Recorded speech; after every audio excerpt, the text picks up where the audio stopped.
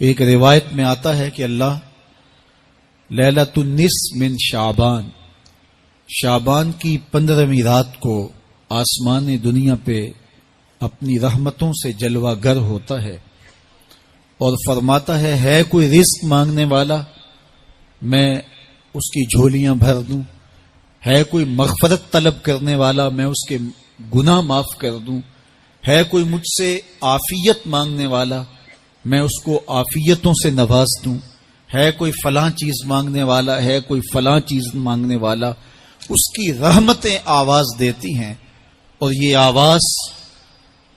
غروب آفتاب سے لے کر کے طلوع فجر تک